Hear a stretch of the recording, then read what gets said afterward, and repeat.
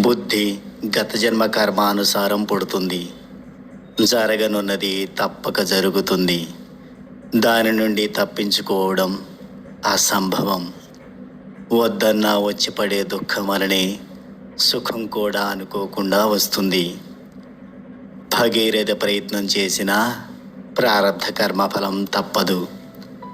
అయినా భక్తుడు ఈ ప్రారబ్ధ కర్మఫలాన్ని తప్పించుకోగలడు.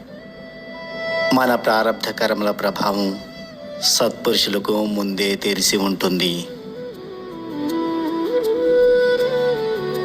సాయి సాయి అనే నామాన్ని స్మరించండి.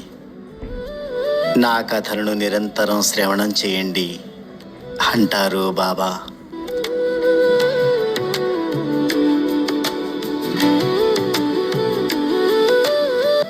కాబట్టి శ్రీ సాయిబాబాకు అనన్య శరణజొచ్చి సాయి సాయి అనే వారి నామాన్ని స్మరిస్తూ వారి కథలను నిరంతరం శ్రవణం చేయడమే దేనికి పరిష్కారం.